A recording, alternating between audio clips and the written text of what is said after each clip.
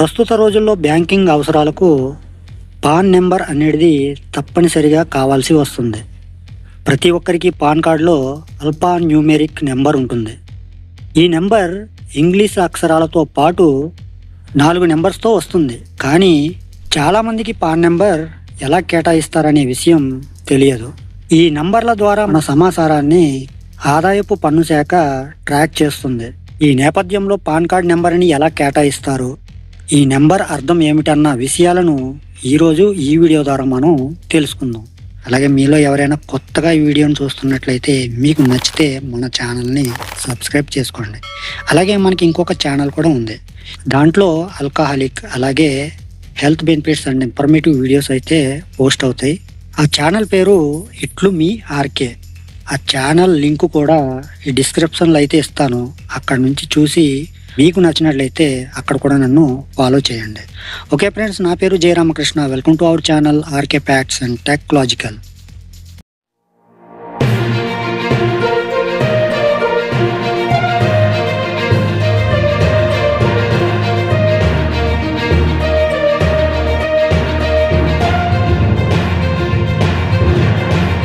సాధారణంగా ప్రతి ఒక్కరి పాన్ కార్డు పైన ప్రతి ఒక్కరి పేరు, పుట్టిన తేదీ ఉంటుంది. అయితే పాన్ నంబర్లో కూడా ఇంటి పేరు ఉంటుందని చాలామందికి తెలియదు. పాన్ కార్డులోని 5వ అంకె మీ ఇంటి పేరుని సూచిస్తుంది. ఆదాయపు పన్ను శాఖ తన డేటాలో ఖాతాదారుని ఇంటి పేరు మాత్రమే నమోదు చేస్తుంది. అందువల్ల పాన్ నెంబర్లో ఇంటి పేరును సూచించే ప్రత్యేక డిజిట్ ఉంటుంది. ఈ సమాచారం చాలామంది పాన్ కార్డ్ దారులకి తెలియదు. పాన్ కార్డులోని మొదటి 3 అక్షరాలు ఏ నుంచి జెడ్ వరకు ఉంటాయి. ఎగ్జాంపుల్, ఈ నెంబర్లు ప్రస్తుతం పాన్ నెంబర్ కేటాయించే సిరీస్లకు అనుగుణంగా ఉంటాయి. పాన్ కార్డులో 4వ డిజిట్ కూడా అక్షరమే. ఇది కార్డుదారుని స్థితిని తెలియజేస్తుంది. 4వ అక్షరానికి చాలా అర్థం ఉంటుంది.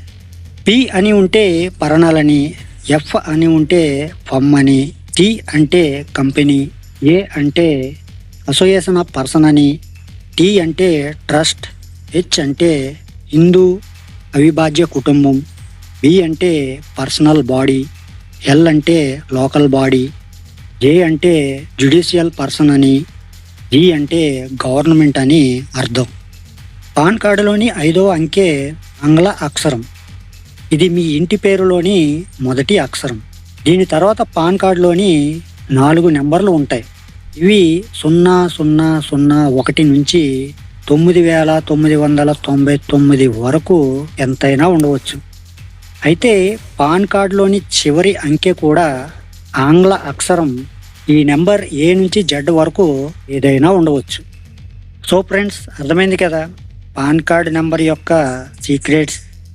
మరి నేను మీకు ఈరోజు చెప్పాలనుకున్న టాపిక్ అయితే ఇది. ఈ టాపిక్ అనేది మీలో ఎంతమందికి యూస్ఫుల్గా అనిపించిందో మీ అభిప్రాయాన్ని కామెంట్ ద్వారా నాకైతే తెలియజేయండి. అలాగే ఈ టాపిక్ అనేది నచ్చితే కంపల్సరీ లైక్ అయితే మాత్రం మర్చిపోకండి.